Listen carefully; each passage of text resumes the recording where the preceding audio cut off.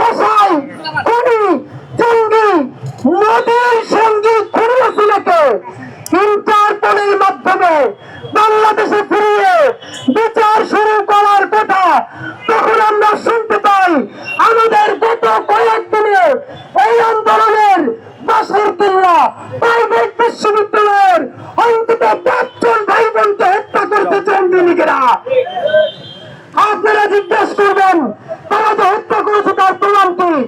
আপনারা দেখেছেন শাহবাগের কসাই অমির রহমান বিলাল এবং নিষিদ্ধ ছাত্রলীগের সাদ্দাম তারা জুম মিটিং করছে, প্রকাশ্যে তারা বলছে জয় বাংলা বলে পাড়ায় মহল্লায় জুলাই যোদ্ধাদেরকে হত্যা করতে হবে। আমরা বলতে চাই প্রশাসনের কি কাজ ছিল? সাথে সাথে খুনি লীগ জঙ্গি লীগ কসাই লীগের প্রত্যেকটা লাট কমিটি থেকে শুরু করে কেন্দ্রীয় কমিটির প্রত্যেকটাকে ধরে ছেড়ে ঢোকানোর কথা ছিল। অথচ আমরা জানলাম 636 সন্ত্রাসী ক্যান্টনমেন্টে আশ্রয় নিয়েছিল। আজকে শুনি 636 সন্ত্রাসী আর ক্যান্টনমেন্টে নাই। কারো কাছে জিজ্ঞাসা করবো না, ডক্টর ইউনূস সাহেবের কাছে জিজ্ঞাসা করতে চাই। আজকে আপনাকে বলতে হবে ক্যান্টনমেন্ট থেকে 636 খুনিকে ছেড়ে দিয়েছে কে? আপনাকে বলতে হবে। আমরা লজ্জায় মরে যাই। স্বরাষ্ট্রমন্ত্রীর বলাতে জানতে পারি কসাই কাদের বাংলাদেশের জুলাই অভ্যুত্থানের পর 3 মাস দিয়েছিল। স্বরাষ্ট্রমন্ত্রীকে সাংবাদিকরা জিজ্ঞাসা করছে, তিনি এসে এসে বললেন আপনারা কেন বলেন নাই তাহলে তো অ্যাকশন নিতাম। আমরা যে স্বরাষ্ট্রমন্ত্রীকে পদত্যাগ করতে বলবো তাতে আমাদের লজ্জা লাগে। সুতরাং স্বরাষ্ট্রমন্ত্রী চিনি না, আইন উপদেষ্টা চিনি না, খালি আমরা ডক্টর ইউনূসকে চিনি। সুতরাং ছাত্র জনতা 3টে দাবিতে আজকে এখন অনশনে বসবে। আমরা যমুনার সামনে যাওয়ার চেষ্টা করেছি, পুলিশ বাহিনী আমাদেরকে এইখানে বসার অনুরোধ করেছে। আমরা আবারও বলতে চাই আমরা কোন উচ্ছৃঙ্খলা চাই না এবং করবো না। আমরা চাই আমাদের এই প্রেশারের কারণে প্রশাসনের মধ্যে আওয়ামী লীগের, ভারতের, মোদীর, দিল্লির যে দালালগুলো আছে আমাদের এই চাপের কারণে অতিরিক্তদেরকে গ্রেফতার করা হয়। উপদেষ্টাদের মধ্যে যে সুশীলগুলো আছে যারা মানুষের রক্তের চেয়ে আওয়ামী লীগের ঐতিহ্যকে বেশি পছন্দ করবে তাদেরকে গায়ে ধাক্কা দিয়ে উপদেষ্টা পরিষদ থেকে বের করতে হবে। সুতরাং আমাদের আজকে 3টে দাবি। প্রথম দাবি হচ্ছে অতি সত্তর গণহত্যাকারী আওয়ামী লীগের নিবন্ধন বাতিল করতে হবে।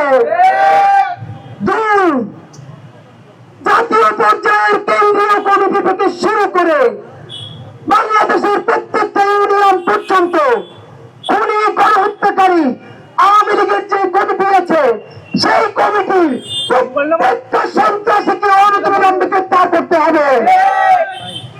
আমাদেরকে অনেকে বলবে তাই তো সবাই গণহত্যায় অংশ নেয় নাই, যে দল গণহত্যা করেছে তার কমিটিতে কি আছে সে কি তাহলে ফেরেশতা এটা জানতে চাই। সুতরাং কোন প্রমাণ লাগবে না। এই আন্দোলন ছাত্র জনতার অভ্যুত্থান নতুন বাংলাদেশের যেমন সংবিধান তেমনি ভাবে গণহত্যাকারীর সাথে যে আছে সেও গণহত্যাকারী বলে প্রমাণিত হবে। এবং আমাদের 3য় দাবি, আজকে বাংলাদেশের জুলাই যোদ্ধারা, আপনারা শুধু নর্থ সাউথের খবর জানেন, ইস্ট ওয়েস্টের খবর জানেন, ব্লকের খবর জানেন, অথচ বাংলাদেশের প্রত্যেকটা জেলায় উপজেলায় আমাদের ভাইয়েরা সেই তেতুলিয়ার বাসের কিল্লা গড়ে তুলেছে। সেখানে আমাদের ভাইদের জীবন বিপন্ন, কোন সন্ত্রাসীরা প্রতিদিন হামলা করছে, ট্রেন দিচ্ছে, সেই খবর আপনারা কেউ জানেন না। এই আন্দোলন আজকে করার কথা ছিল বিএনপির, এই আন্দোলন করার কথা ছিল জামাতের, খুনি লীগের বিচারের ব্যাপারে এই আন্দোলন করার কথা ছিল সমস্ত রাজনৈতিক দলের। তারা কি করলো? তারা কি এখন ক্ষমতার রুটি ভাগাভাগি করছে, দল বুঝাচ্ছে, ভোটের প্রস্তুতি নিচ্ছে। আর আমরা ছাত্র জনতা খেয়ে না খেয়ে চিৎকার চেঁচামেচি করে খুনি লীগের বিচার চাই, আর তারা আমাদেরকে জনতার শত্রু বানাতে চায়। সুতরাং 3 নম্বর দাবি হচ্ছে আমাদের প্রত্যেক বিপ্লবী জুলাই যোদ্ধাদের জীবনের সম্পূর্ণ নিরাপত্তা নিশ্চিত করতে হবে। যদি না পারেন, এই উপদেষ্টা পরিষদ কোন রেগুলার উপদেষ্টা পরিষদ নয়, ছাত্র জনতার অভূতপূর্ব বিপ্লবের মধ্য দিয়ে হয়েছে, তাহলে আপনারাও আর কেউ ভিআইপি প্রোটোকল নিতে পারবেন না। আপনাদের সাথে পুলিশ এবং আর্মস থাকতে পারবে না। হয়তো বাংলাদেশের প্রত্যেকটা জুলাই যোদ্ধার জীবনের নিরাপত্তা দেবেন, অথবা আপনারা ভিআইপি প্রোটোকল আজকে থেকে বন্ধ করবেন। এই 3 দফায় আমরা যমুনার প্রবেশ মুখে এইখানেই এখন বসে যাব, যতক্ষণ না পর্যন্ত সরকারের তরফ থেকে আইন উপদেষ্টা অথবা স্বরাষ্ট্র উপদেষ্টা অথবা ছাত্র উপদেষ্টাদের একজন এসে আমাদের লিখিত দাবি ছাত্রদের কাছ থেকে এসে গ্রহণ করবেন, এবং এই সিদ্ধান্ত কতদিনের মধ্যে হবে সেটা যতক্ষণ না যাবেন ততক্ষণ পর্যন্ত ছাত্রদল এখানে অনশন ঘোষণা করবে ইনশাআল্লাহ। বিদেশ থেকে প্রিয়জনকে উপহার পাঠান প্রবাসী শপের মাধ্যমে। যোগাযোগ করুন স্ক্রিনে দেওয়া নম্বরে।